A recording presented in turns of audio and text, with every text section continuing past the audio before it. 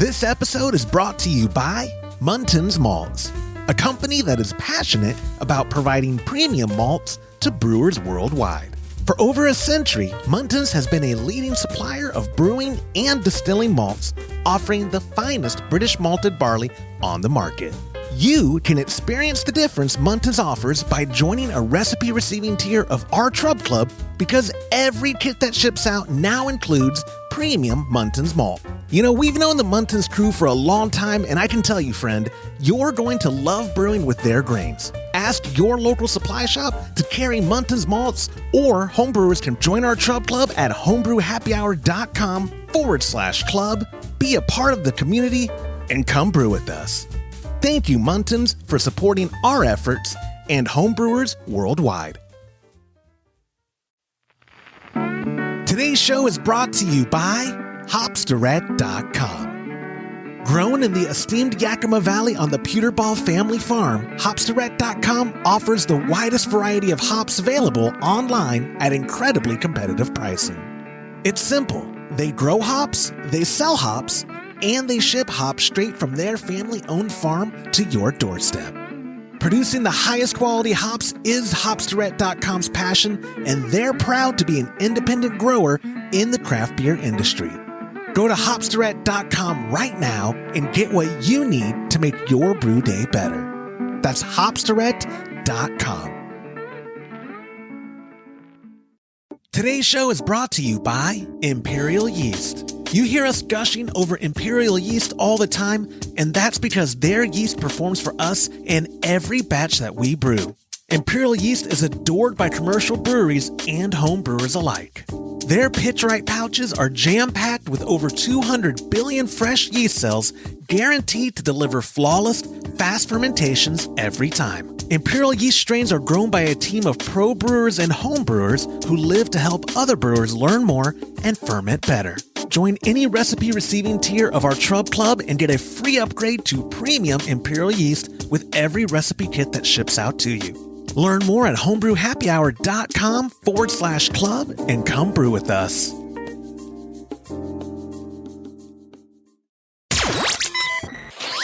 Entertaining shows with content that spreads information and sparks discourse throughout the community. This is the Pearl Media Network. To refurbish or replace a Shank, FLOTit 2.0 tips, and the different names for various times in your hop schedule. This is Homebrew Happy Hour, episode 409.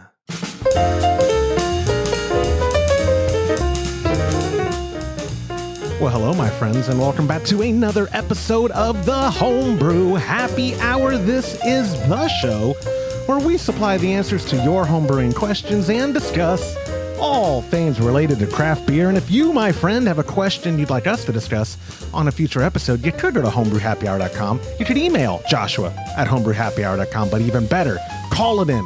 Leave a voicemail at 325-305-6107. And when I use your voicemail question, preferably, could be feedback, but preferably a question, when I use it on a future episode, you'll get yourself a $25 gift card to kegconnection.com. I'm one of your hosts, Joshua Stubing, joined as always by the president and, by the director of operations at cmbecker.com, Mr. James Carlson, as well as the president and chief keg washer of kegconnection.com. Below me, Mr. Todd Burns. Gentlemen, hello. Hey. I like to work that. I didn't realize, someone did tell me once, y'all's appearance in order on the screen that gets broadcasted and recorded is random. And then someone said, Josh, on Zoom, you can move them around. So I was like, oh, I could put James there. I could put me over there. But I kept Todd below me today because I like that.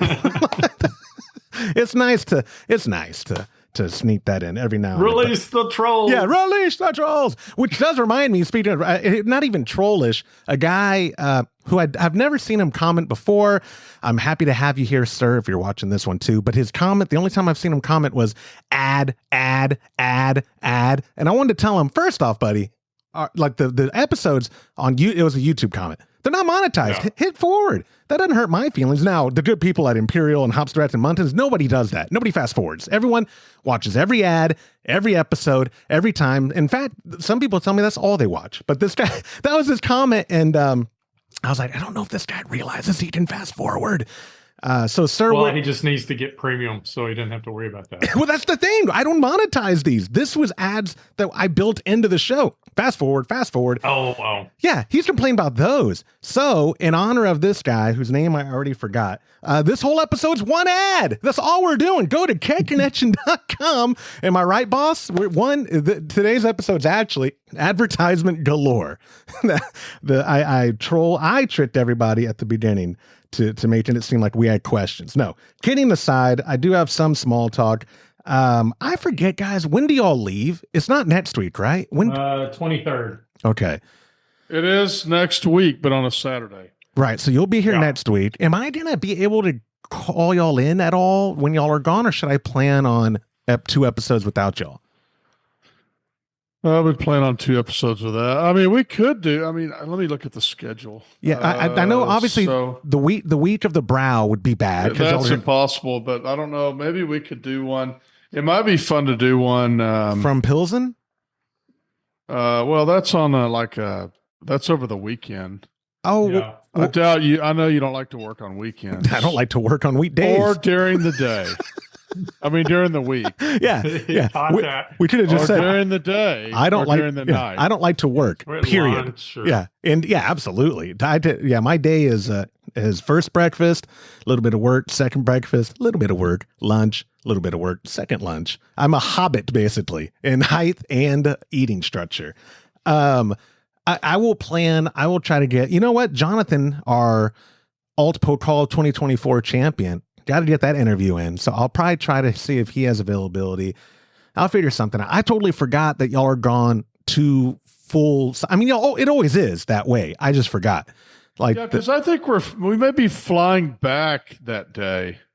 Yeah. That we normally do the contest. So or the podcast. Yeah. Okay. Yeah. Well, if I can get y'all in, we could do it on a Monday or a Tuesday. Okay.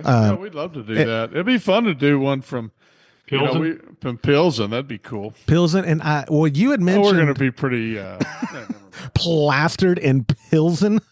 It'd be cool to do it at the. I'm going to have a shirt made, James. We got to have shirts made.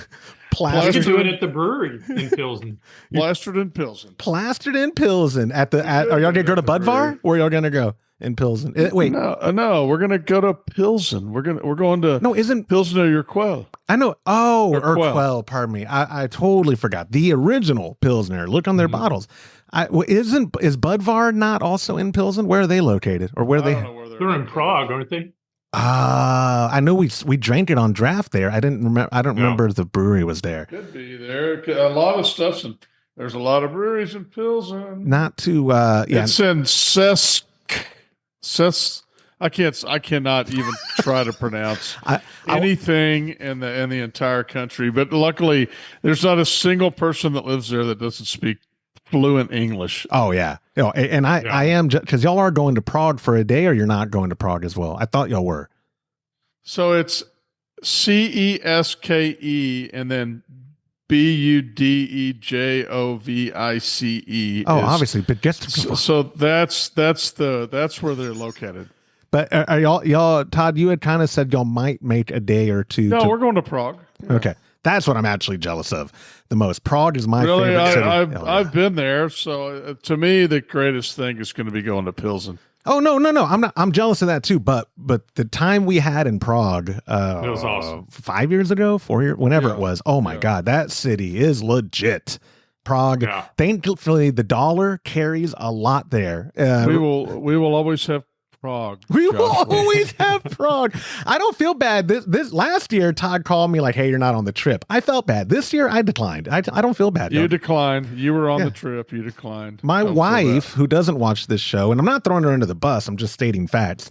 She said, "Wait, that's the week of Thanksgiving. You'd be gone on Thanksgiving. You would deny your children your presence and your family time and this and that." And I was like, "So I can't go?" The answer first is yes. Yeah, absolutely. I would, but yeah. So while they're gone, I will work on Jonathan. I know you listen to this. Let me know your availability for the end of the month so I can get you on, at least get one of those episodes fulfilled. Worst case, I can do one on my own, but it seems like we're going to get y'all called in sometime when y'all are gone. Even if it's not a full blown episode, we can do like a recap and I can work that into an episode. So we'll figure that out. If you are a member, friends of patreon.com/homebrew happy hours Trub Club, this month, you're getting a delicious milk stout shipped out to you at the end of the month. It is a fantastic recipe. We are this whole year, I am proud to say, the feedback I've gotten from members, and we have members come and go. We'll gain a couple, we'll lose one, we'll gain a couple. Every member who has reached out to me, at least through text, has said that every kit this year has been a banger. And that, Todd, for boomers, that just means like really good. Like people are happy, they're enjoying the recipes. I'm proud of what we're putting out. And none of that would be possible without our sponsors, Muntins Malt, Hopsterette.com, and of course, Imperial Yeast. We are having premium kits because we have premium ingredients, and I can't say thank you enough to our sponsors and especially to our members of the Trub Club. So go to patreon.com/homebrew happy hour. Join at any tier, but specifically join at a recipe receiving tier if you want to get the most bang for your buck. Every month, 5-gallon recipe kits are still only $50. That includes shipping. I dare you to find premium recipes like what we're sending out for that price. You can't do it. I promise you, we've done the math. And actually, 2025, we are going to probably bump up the price on everything because shipping is killing us. When we, that's about the only. I was going to mention while you're talking about that, Kenneth reached out to me and he wants to get together at the Brow. He said he apologized for not touching base for ages and he'd really like to get together. So Kenneth, that's Muntins, by the way. Yeah, and I told him that you wouldn't be at the Brow, and he said that was a bonus. And, so, yeah.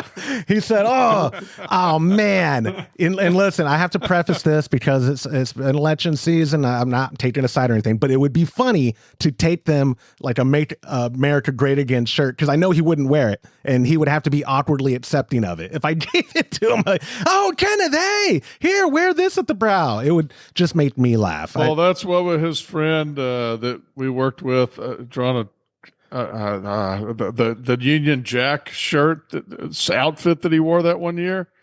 Do you remember? Yeah. Oh my gosh. What's Jason? It's Jason Chalfer. It was a whole suit, like an entire suit. Oh my gosh. Why can't I remember his name? Union Jack. Just a Union Jack. And then what was the other thing that he wore? He wore a shirt it was one Phil. year. Phil's his name. Phil, yeah. Phil wore a short on the 4th of July that said Happy Traders Day. And he wore it to like a beer thing in the United States. It was one of the funniest things I have ever seen. Well, I don't know if you remember. So they came to the ranch. We actually did an episode with Phil and Jason. Phil's great. They're both great. Yeah, Jason's not with them anymore. I think Phil is on a different side of Muntins now. He's not doing what he used to do. But when we weren't recording, I'd made a joke about. And we're on the winning side, but I made a joke about like America back-to-back World War champs or something. And he got a kick out of that too. And I've seen those shirts before, but anyway, got the Patreon stuff out of the way. Oh, speaking of the recipe. So my pop and I are not going to do Brew Day Live with the Melt Stout, but instead we're going to be doing it with an Imperial Coffee Stout. It's our annual batch of Founders Breakfast Stout. It's our Brew Day Live coming up Friday, November 29th. At 10 a.m. Central. That is Black Friday. And in theory, you go, but Josh, isn't that the busiest retail day of the year? No, actually, it's not that bad in regards to that's when the sales kick off. And then we'll have the whole weekend. I'll be up there because y'all are gone that Monday, Tuesday, Wednesday. And then after Black Friday, that Cyber Monday through Wednesday, I'll be up there at headquarters. So when I'm not there, though, my pop and I will be brewing it live at youtube.com/homebrew happy hour. Again, that's 10 a.m. Central. None of you guys listening to this are working. I know. Y'all can join us. Come into the fun. If you're brewing as well, let me know. Maybe I'll get Zoom up and we can pipe you in. That's always been something I've wanted to do. So we will figure out the logistics of all of that. Trying to think of anything else.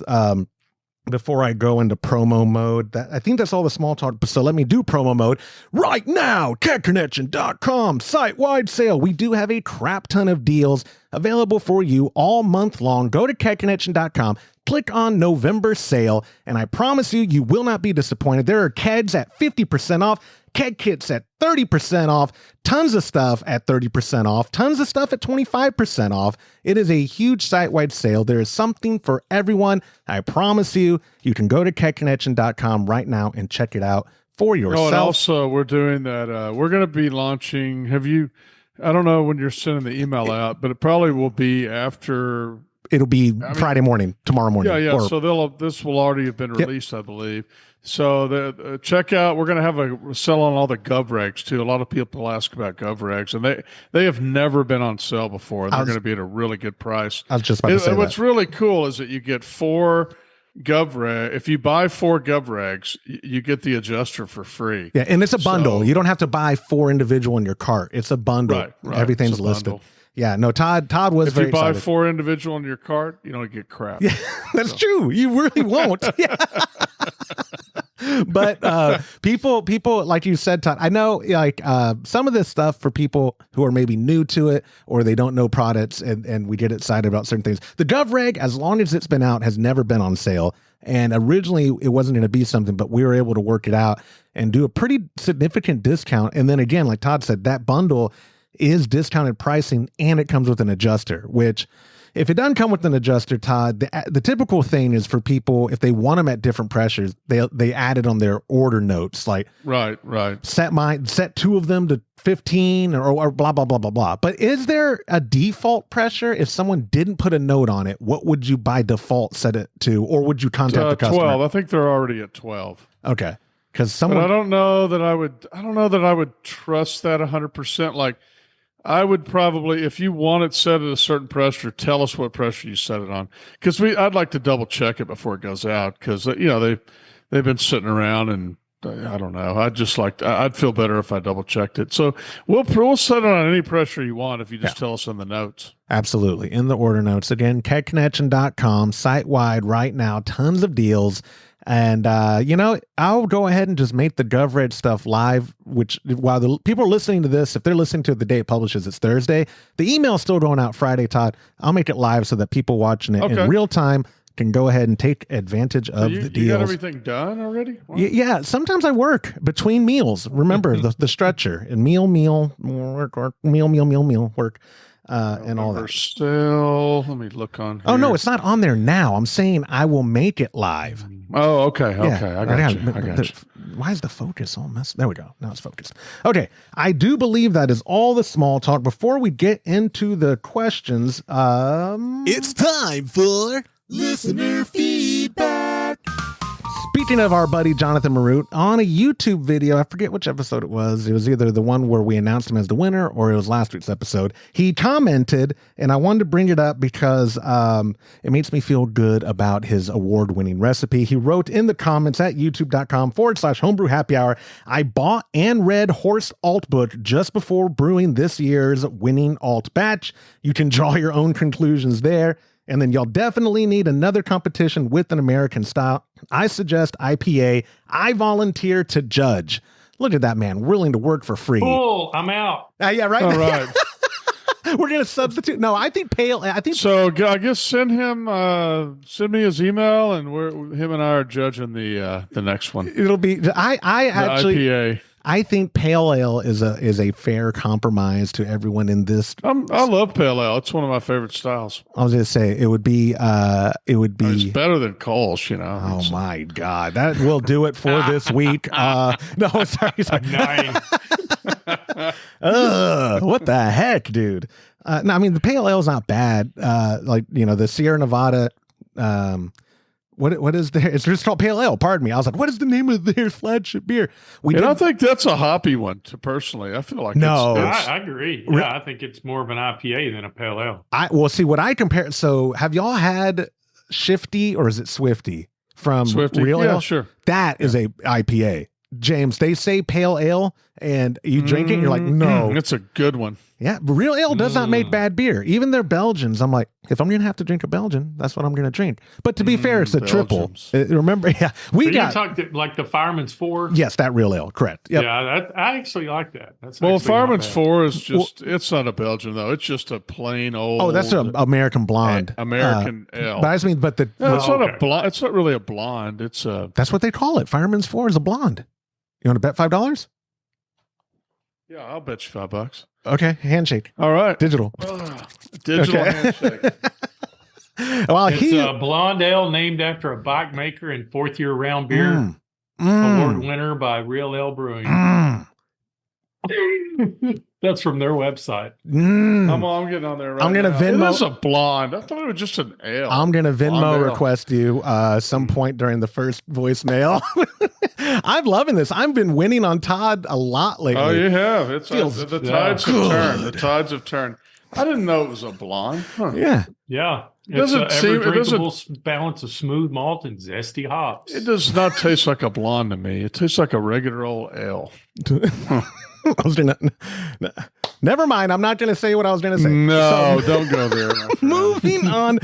Jonathan, thank you for the feedback. Guys, and that reminds me too, I will frequently go into the comment section, and if you have good feedback, I mean, Jonathan's one, I just wanted y'all to know, Horst is who he's basically crediting for the number one, all that. And that makes sense, right? Horst wrote the book. If you follow an expert's recipes, which a lot of people who are in the top 5 this year, James, or 3 of them for sure, told me that it was your recipe that they brewed. It was the kit that we shipped out. So my point being, if you follow tried and true recipes, you're going to produce tried and true beer. It's a good rule of thumb. New people are always, maybe second guessing. Do I need to tweak this or that? Tweak it to your palate or whatever after you do a pilot batch of a proven recipe. But if Horst is the author for a reason, because he is the expert. So following the recipes in there is almost always going to produce something delicious and good. What were you going to say, boss?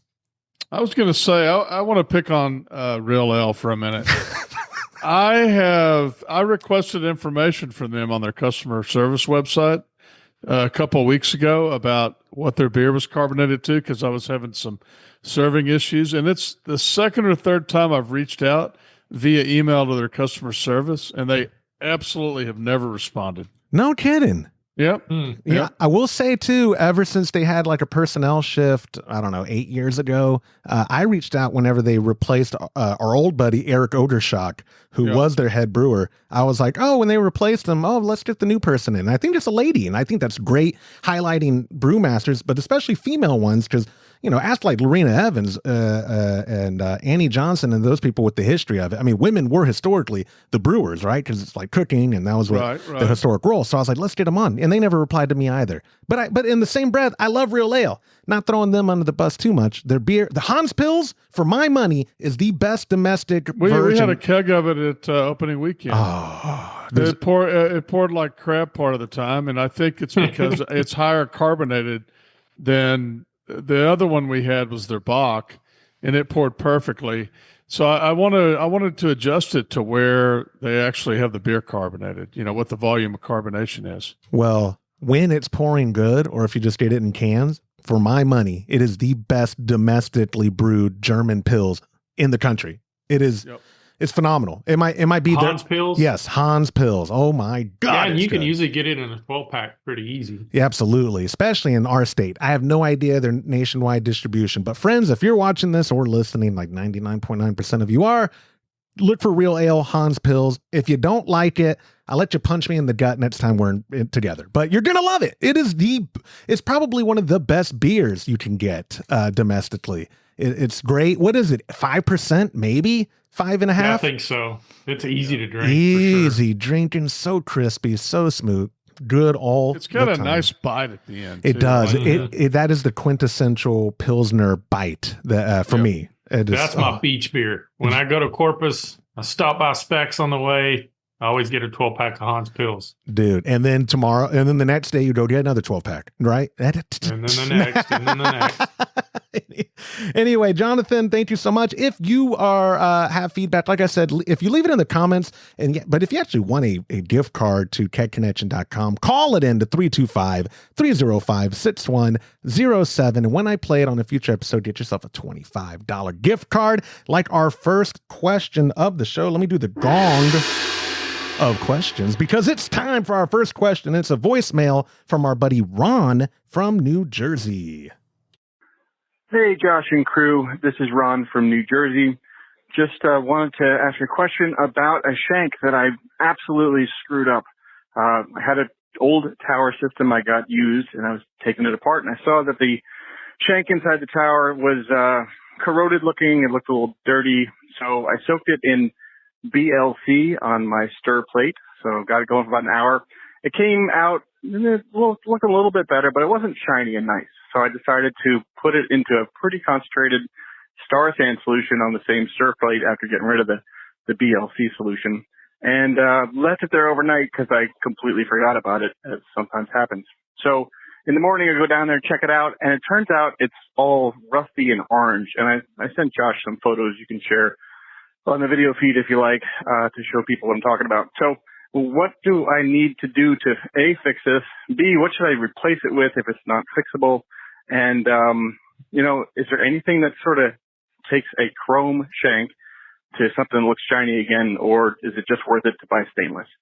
Looking forward to hearing your answer. Thanks a lot, Josh. Doing a great job keeping everybody corralled. Appreciate it. Thank you, Ron, for the compliment and the questions. I forgot to send y'all the photos. I'll put them on the screen. So people I already can see. have a solution for him. Oh, well, let's start with you, Mouse Man. You go to kegconnection.com and you buy a stainless steel shank because you're never going to fix that. Damage is done. Let's rewind though. So instead of soaking in sanitizer, wouldn't if you were going to try to take rust or something off, wouldn't soaking in a really hot like brew clean solution be the first step you would do? Instead of the BLC and then the star sand, wouldn't you have brew a bet? Clean, yeah. Right? I mean, or OxyClean or PBW. I mean, brew clean. Yeah, kegconnection.com, use brew clean. That guy in the comments would be like, add, not ad. Wow, that was weird. You just went. No, that's how I talk on my feed. I had a stroke. So I had a minor stroke. But if you were going to be cleaning something like deep cleaning, James, isn't that where you'd start? Is a soak and an actual cleanser? Because I think, correct me if I'm wrong, Todd, but don't both those products, BLC and Star Sand, have an acid based cleaner? Yeah. Yeah. So anytime and acid does not like chrome plating. Right. Yeah. And it could have very well completely dissolved the chrome off there. Then you have nothing but what's the metal underneath. That's what I was thinking. That's what I was thinking. Here's what I would do is use brew clean in like a Scotch-Brite or even like a double or triple aught steel wool. Exactly. And that would be the safest way to do it. But you're at the point now where, honestly, I'd just order a stainless steel tower shank from Keg Connection. Yeah, absolutely. And I agree with the end conclusion y'all are saying. I just mean in the future for something that you think you might be able to refurbish, the sanitizer, and you took the words out of my mouth. I was under the impression too, that's going to strip that chrome, letting it soak in there. This is sort of related, this anecdote, but I've been getting a lot of feedback personally, and I've been seeing it on Reddit. Surprise, I still go on Reddit sometimes, even though y'all don't like me there, where the duotites, people leave them in Star Sand or any acid-based sanitizer. They leave it in contact on their duotite stuff for just a little too long, and it cracks it and makes them completely useless. Like that's an unfortunately too common occurrence where people will be like, I just let it soak while I was, cleaning the keg or something for like 30 minutes. And I mean, I'm not making a scientific claim. I'm just saying if you go on Reddit now and look up like duotype sanitizer or something, a ton of people will vouch for what I'm saying. But same with chrome stuff, you letting it soak in there. The idea, I mean, I use iodophor. I like staining all my equipment, and I believe it says 3 minutes is the contact time for sanit. Like it's not intended to, if 3 minutes is good, then 3 hours is great. No. once it's sanitized, it's sanitized. It's not getting better sanitized. And I would just follow the manufacturer's recommendations on use only as directed. Use only as directed, because I don't have Star San. I think actually I might have a bottle of it still. But either way, I bet it has a time that it tells you, for sanitation purposes, leave this in the line or whatever for 2 minutes, 3 minutes. It's normally not that long. So letting stuff soak in it might seem like harmless, but it also might be doing some damage, like you said, because it is an acid. I mean, Star San is one of the ones I will give them a ton of credit where they have made it less. There's no putrid smell, and it's kind of fragrant. I'm assuming they add that to it. That's probably in the ingredients list, but it's not unpleasant to the nose. Where there are some out there that you're like, I can smell it pretty strong. I'm just going to get this done the minimum amount of time I have to and get it out of there and let it dry. So maybe Star San, here's a marketing tip for you.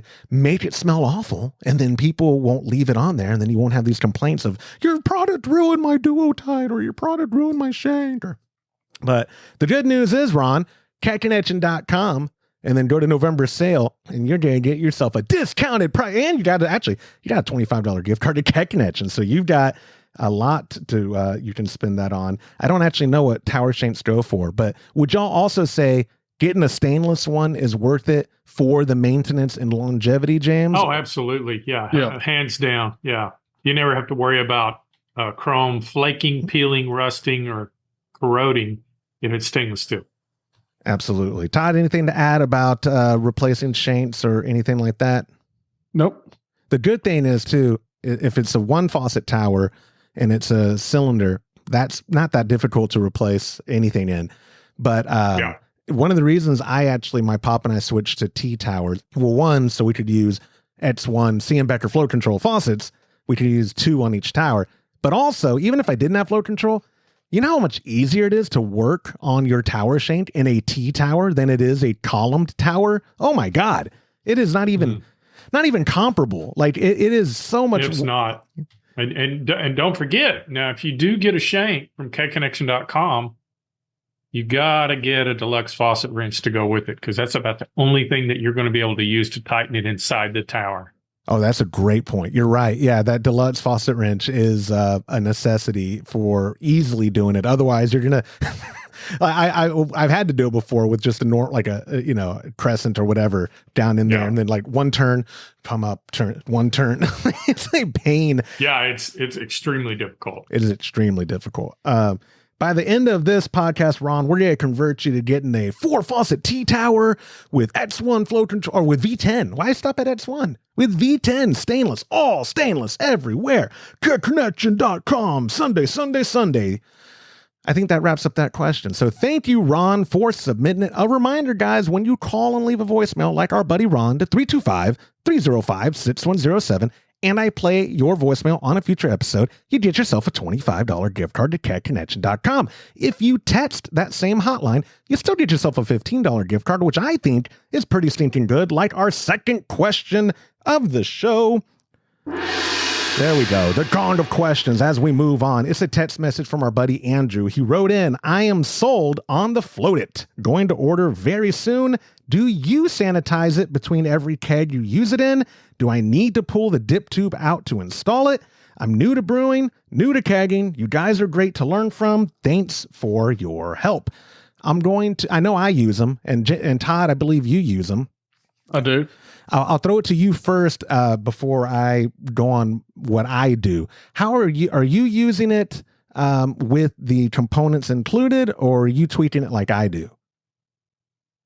I'm not sure I understand. What? Okay, how do you use the FLOTit? Like, explain how you use it, and then I'll explain how I use it, because I think how I use it might be different.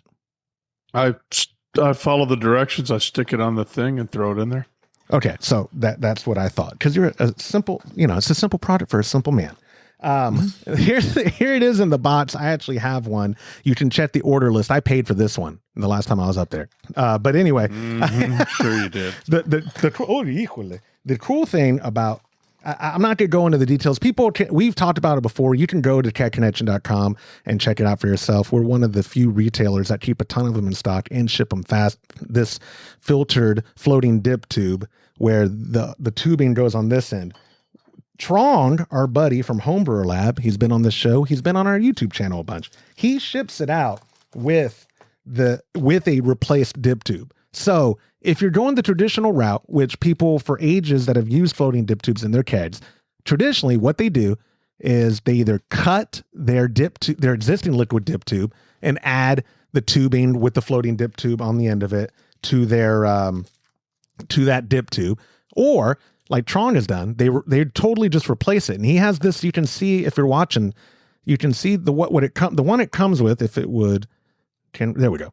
Focus in. That's pretty short, and that's because you don't want it super long down there, because the floating dip tube with this tubing, you don't want any possibility of it getting kinked up or whatever.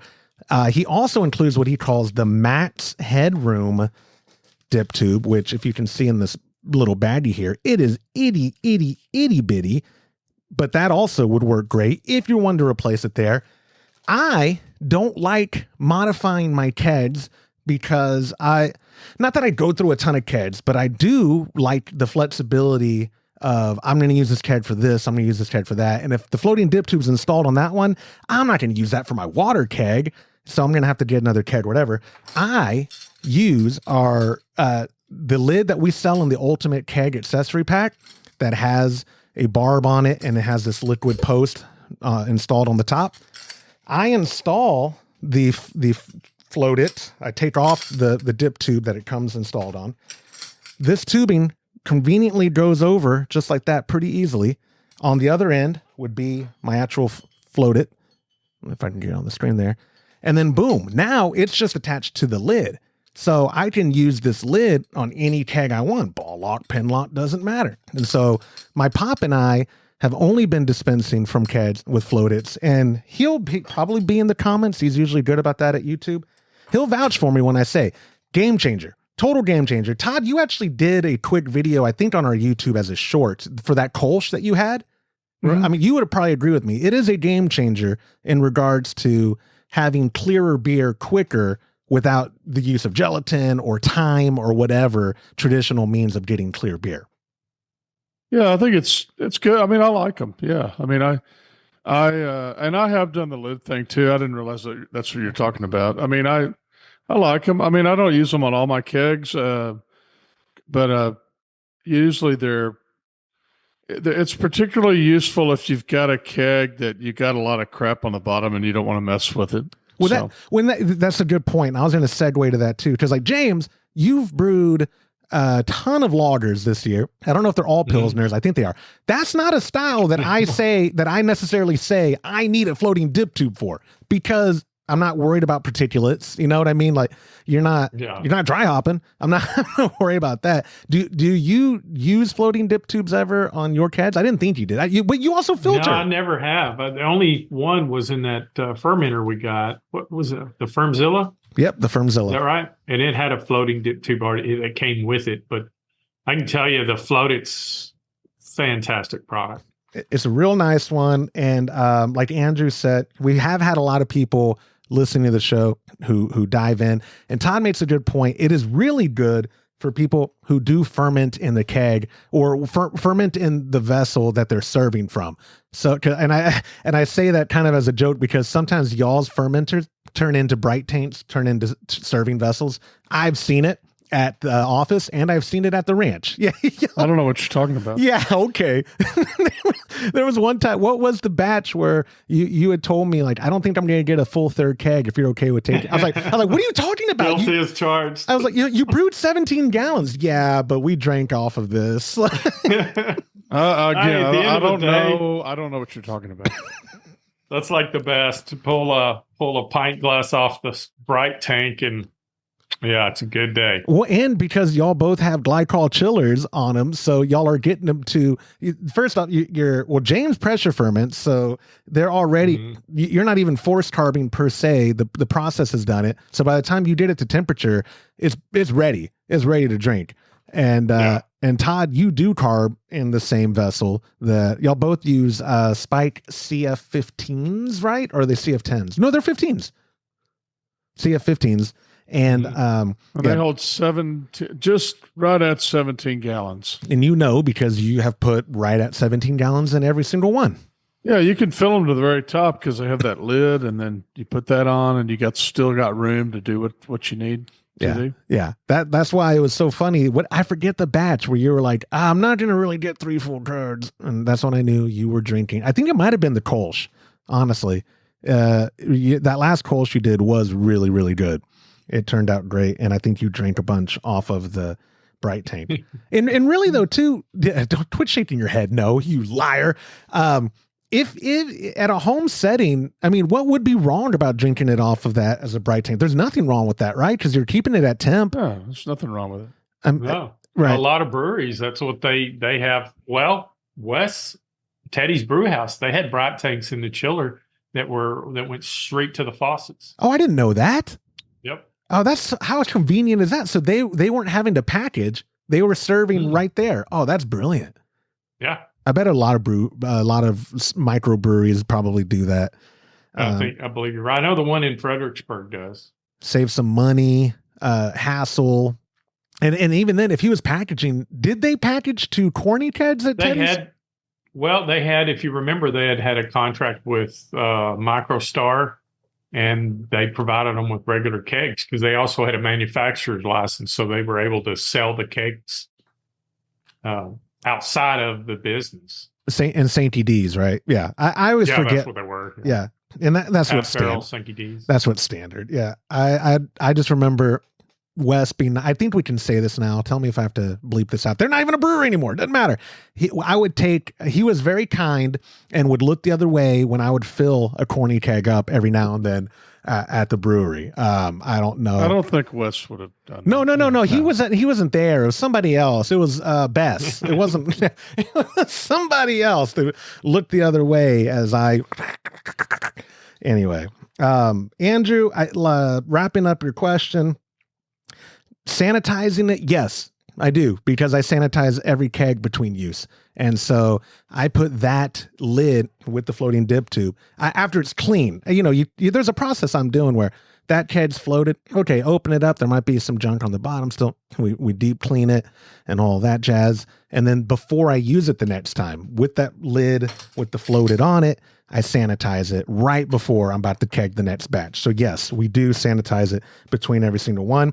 Do you have to pull out the dip tube? Of course not. But it's likely you will unless you get this kind of lid that I got. But the good thing is Tron gives you 2 dip tubes to choose from. So you're not necessarily modifying your existing dip tube. You are replacing it if that's the route you want to go.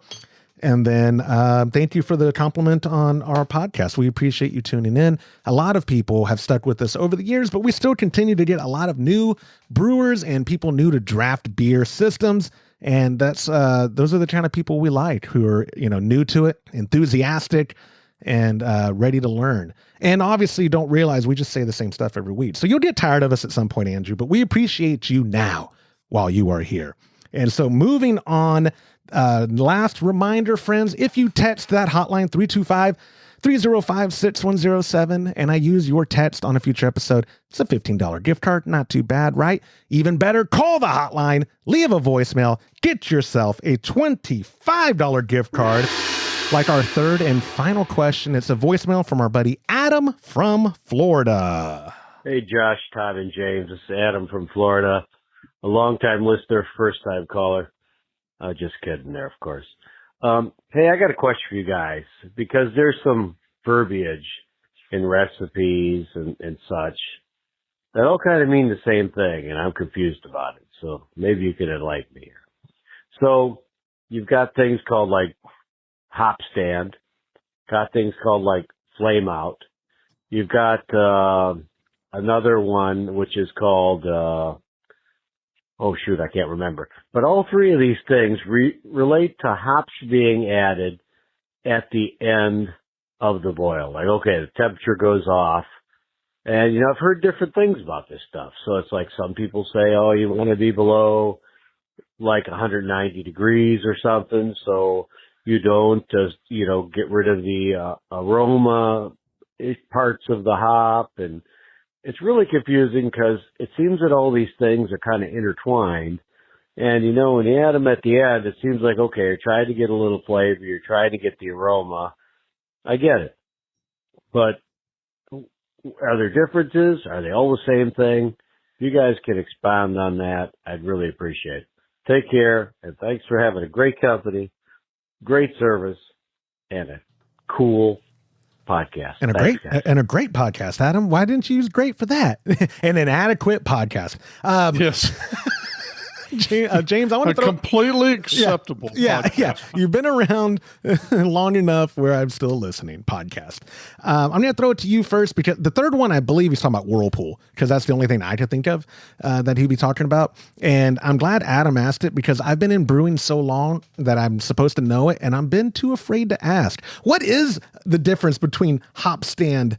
Like if your hop schedule says, 1 ounce at Hop Stand, or 1 ounce at Flame Out, or 1 ounce at Whirlpool. What the heck? Are they all the same, or are there differences? Yeah, they kind of are, because the Flame Out means the minute you turn the heat off, you add the hops, which would be the same thing as a Hop Stand.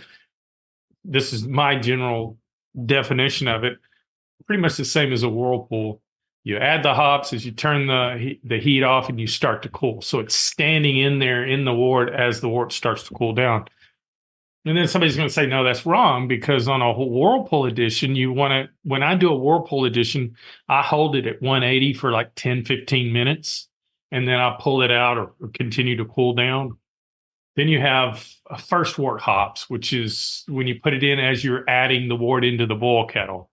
And then you've got the bittering hops, the 60, the 30, the 15, the 10, the 5. There's charts online that you can look to see exactly, and they give a lot better description than I'm giving it. The 60, of course, everybody knows that's the bittering. It takes 60 minutes for all those alpha acids to convert into bittering units. But as you reduce the time, you remove the bittering units and you add aroma and flavor. So when I do like a 60 and a 15, I do 60 for bittering and a 15 for flavor. And then if you want to go like on our pills, our lemon drop pills, we're going to use all lemon drop hops. We're going to do 60 for the bittering, because they do have bittering units. It is, of course, a hop. Then at 15, we do the flavor hop, and then we do the aromatics in the 80, and then you can continue to do that. You can do more aromatics even better after primary fermentation's done. Then you add the hops in the finished beer. The dry hop. And that's usually dry hop it for 5 days. So there's 4 hop additions in the lemon drop pills, and you can literally tell every single addition when you drink it. It's a delicious beer. It is, like you said, it is not funny. It's interesting or cool or amazing. It's science, where how the hops at certain times does affect the final product objectively. It's not it is a perceivable change too, but it is objectively changing it. If you didn't do a dry hop of your on your lemon drop, it would not be as hop forward in the aroma as it would be when you do dry hop. It wouldn't be that beer. I mean, it's just flat wouldn't be it. Yeah. Now, and I tell you, one of the best beers that I've ever had was Todd's Lemon Drop Pilsner. It was absolutely one of the best. That and the Versteiner. I was about to nailed that. That's the two of the most delicious, best homebrew beers I've had anywhere. Is this man? I was going to thank you. That's no joke. I mean, he is a scientist. He's a mad scientist, and he's really keen on temperatures and additions and time and all of that. And I kind of get a little lazy, and mine don't turn out as good as his. Yeah, he's all right. But yeah, boss man, no, your beers are good. For me, it was I don't remember his lemon drop. Y'all probably drank it. I do remember. Well, I did. Yeah, I think it was gone in a week. His ESB though, that y'all, I guess technically y'all's ESB is still what I hold up as like the fish was this big from the Cooler Brew video. That ESB was incredible, which meant a lot to me when Todd then complimented my father and I as ESB, which is on tap at the barn. Oh, it's very good. Yeah. It did turn out. It used to be on tap at the barn. Oh, yes. Did you float it? Really? Oh, yeah. See, that's the thing. I knew, I knew you were going to do this. You had such good beer on tap. And then when I come to stay for the 2 weeks, I'm going to be up there, or a few days each week, there's not going to be any beer on tap, is there? Because you're not brewing. You're not. So there's it's just kind of off flavor IPA I still have on there. Oh, I know where the Schwartz beer is. I'm gonna put the Schwartz beer on tap. You haven't had that yet, have you? It's just sitting upstairs. No, it's still sitting upstairs. Is it here? It's here. Yeah, it's upstairs in the walk-in. Oh, I got to get that tonight. Yeah, thanks for reminding me. You can't carry it. That's why I put it upstairs. No, I'm gonna get Vilver to bring it down. Crap, I forgot about Vilver. I slipped James a 50 to not carry that beer for you. And then the Schwartz beer. I'll carry it to my house. So. Yeah, that's right. Todd, I'll load it up. But yeah, I'm with Adam though, where I bet you there are technical, like, well, a hop stand's different than, because a whirlpool, you have to do the actionable, or your system will do an actionable thing where a hop stand might be stagnant, blah, blah, blah. But at the end of the day, there are various names for add hops once boil's done, is basically what we're saying, right?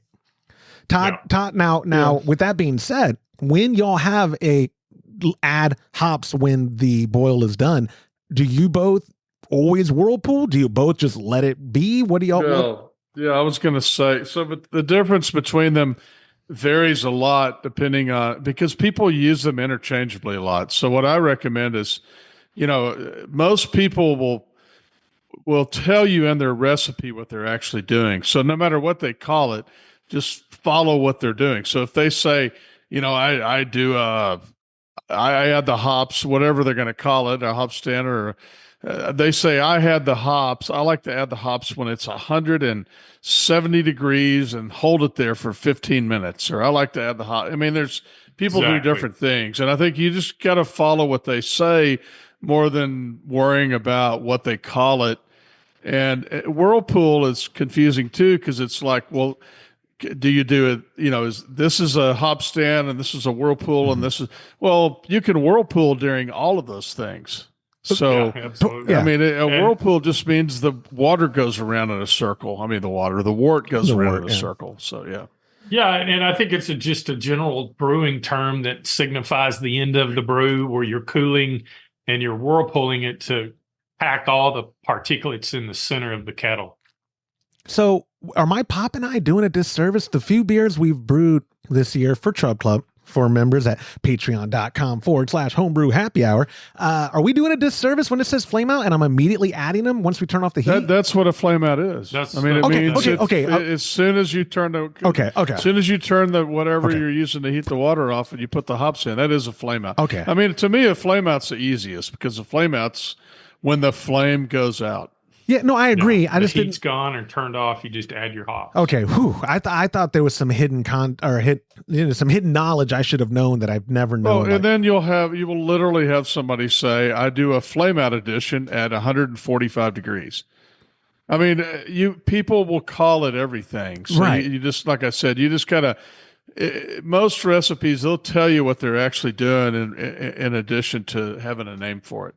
Gotcha. Okay. Well, and then also kind of expounding on that though, is it bad practice to always whirlpool regardless of when? Because I like whirlpooling for the functional aspect of it, where the hops kind of get centered into a little pyramid at the bottom. That's the whole purpose of it, is to clarify the wort, right? By because it packs it all in the middle, and then we're picking up from the side of the kettle. So you just want as clean a wort as you can into the fermenter. Okay. Well, that's why I whirlpool. I mean, I say we manually. Y'all systems are manual, or y'all have something where? No, they're automatic. We've got jets that are in there that utilize the pump pressure to move the wort. Man, that's gotta be nice because I say gotta be nice. My dad's the one doing it. What am I complaining about? I'm like, he adds the hops and he's over there whirlpooling. So your process is automatic as well, then. My process, and so I've been hounding him about Pop. Make us a sparge arm, and every brew day live he goes, "Oh, I got a sparge arm," as he reaches his arm out and holds the tubing over. I brought the sparge arm. That's wonderful. I love your dad. Yeah, me too. I don't. I like the way he treats you. Yeah. I don't know. Yeah, I should probably treat him better in retrospect. We've been brewing so much this year that I don't think we're not going to do Brew Day Live next year. We're just going to have to consider getting more beer out. Either I need more refrigerator space, like I might build out a chest freezer thing for my garage, or he's going to have to build out something at his place where we can serve more. because we're Oh, you're fine. I have plenty of room. Don't ever worry you do about have plenty of room. I do know that. But wrapping up Adam's question, this is a great one for feedback. If you're watching at youtube.com/homebrew happy hour, leave it in the comments below. While you're here, smash that like button, hit subscribe, the bell notification so you never miss a video. Obviously, the podcast episodes aren't our most viewed on this channel, but as it's growing, you'll notice we do a lot of how-tos and other stuff like that, which do get consumed a lot more. Those are monetized. So guy who wrote ad, yeah, I'm going to add mid-rolls. I'm going to add post-rolls. I'm going to add as many ads as they'll let me, and only to your IP address. That's what we're doing going forward on the channel. But Adam, thank you so much for submitting the question. Gentlemen, that's all I have. Adam, we and kegconnection.com appreciate you doing that. That's I wish you know what? I mean, I'll probably, if I have the time, I'll make a thing that's kegconnectionvisually.com. Whoa! But yeah, don't forget, guys, go to kegconnection.com for the huge site-wide sale. Gentlemen, that's all I have for this week. I sincerely appreciate y'all's time, and I'll see y'all next week. Thank you. See ya. And that will do it for this episode of the Homebrew Happy Hour. If you have a question you'd like us to discuss on a future episode, you could go to homebrewhappyhour.com. You could email joshua@homebrewhappyhour.com. Or even better, call it in to 325-305-6107 and get yourself that $25 gift card. Thank you to our show sponsors like Muntons Malt, premium grains for better brew days. If you aren't already using Muntons, give them a try by joining our Chub Club at a recipe receiving level. For the best hops available online, give our friends at hopsdirect.com a visit and pick up what you need for your next brew day. Also, get a pack of premium imperial yeast along with delicious recipes from us when you join the Chub Club. Go to patreon.com/homebrew happy hour and come brew with us. On behalf of Todd Burns, James Carlson, and kegconnection.com. Use promo code HHH. I'm Joshua Stubing. Thanks for listening.